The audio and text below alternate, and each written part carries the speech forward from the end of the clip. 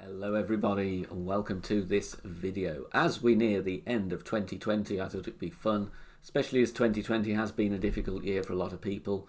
It'd be fun to take a look back on what we've done in the game of Golf Clash this year, and this video is going to give you my top 5 9-hole cups of 2020, otherwise known as, of course, mini tournaments. We've had quite a few of them this year, which has been good to pass some time away when we've been in various forms of lockdown.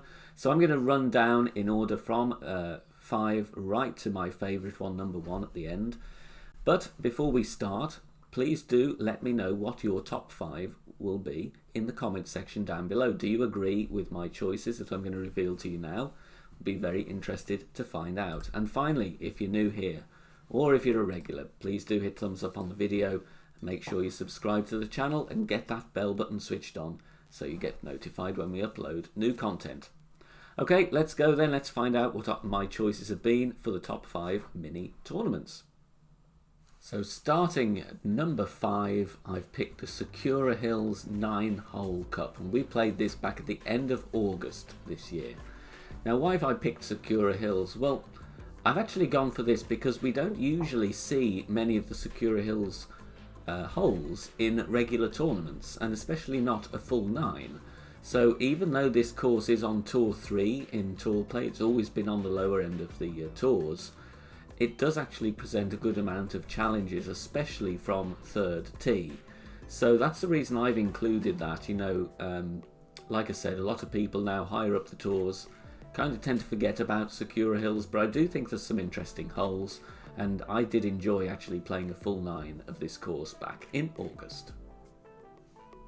And number 4 for me is actually the most recent mini, and that's the Shiruba Springs 9-hole cup. And of course this was in December this year, 17th of December. Now I've picked the Shiruba Springs because of the par 5s. I do like the course as a whole. I think it's one of the more challenging ones. But what I do like about this course is the fact that in certain wind conditions, you're not guaranteed to get an eagle on the par 5s. And I like that that is a challenge. We shouldn't expect to be guaranteed an eagle all of the time. So that was the reason for me to include Shiruba Springs in at position number 4. In at position number 3, and I've gone for the Ryder Cup, and this was end of September this year. Now, why did I pick the Ryder Cup? Well, firstly, I really like the White Cliffs course.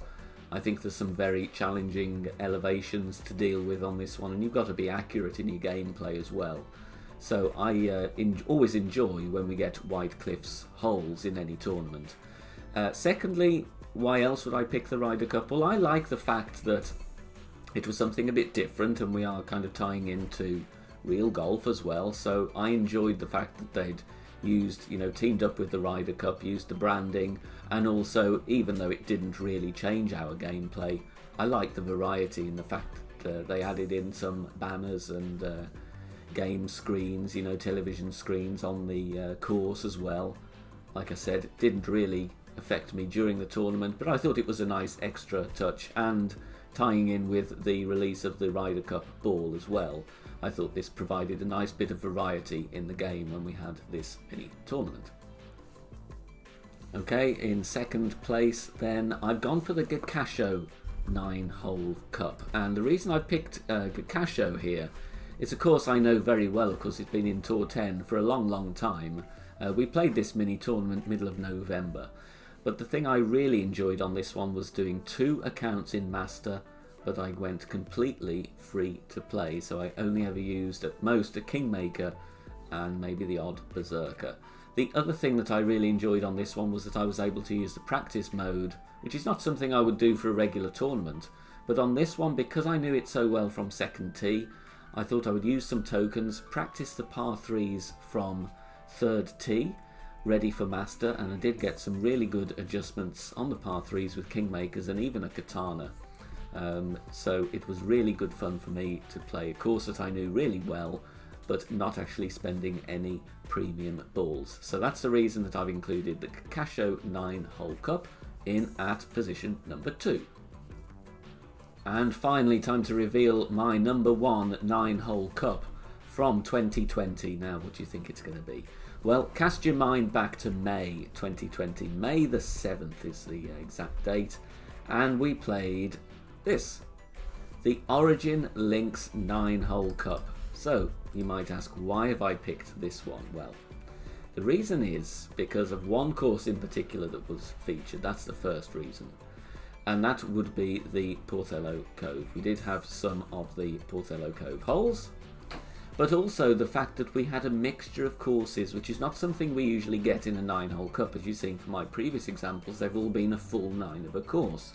So to get a nice mixture of holes was firstly really exciting, but also the fact that we featured not only the White Cliffs, which is a favourite as we've just seen earlier, but the Porthello Cove, which I think is one of the toughest courses in the game, but really one of the best designed, and it again is underused in tournaments. I know some Tour 12 players may well disagree, they may not find it as exciting, but for someone who doesn't really play Tour 12, I really enjoy when we get the Porthello Cove. So as you can see from the diagram there, we had 3 holes from the Glen Monarch Estate, 3 holes from Porthello Cove, and 3 holes from White Cliff. So this made for a really interesting and challenging 9-hole cup. Now, what do you think though? What would your top 3 or top 5 mini tournaments have been from 2020? We did play quite a few of them, which I thought was really enjoyable. I do like the minis, and as I always say, it's a great time to step up a division for the first time. So let me know in the comments section what you thought about your top 5 9-hole cups of 2020, and I'll see you all very soon. Take care, bye for now.